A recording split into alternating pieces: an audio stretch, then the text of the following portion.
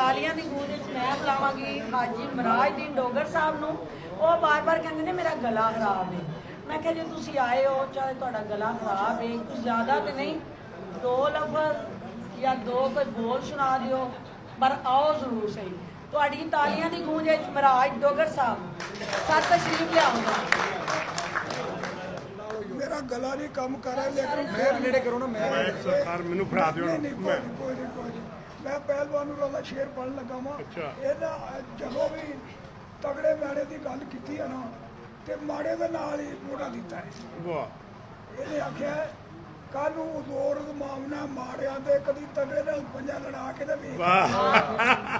कल जोर मामना माड़िया दे कभी तगड़े नाल पंजा लड़ा के वेख पानी रिड़कना नहीं, पानी रिड़किया कुछ नहीं थोड़ा दुध विच मंधानी तू पा के वेख दुध विच मंधानी तू पा के वेख बिल्ली मार देना नहीं कोई बहादरी है कोई बिल्ली मारनी नहीं बहादरी कोई आंदा शेर दी जूत पे पैर पा के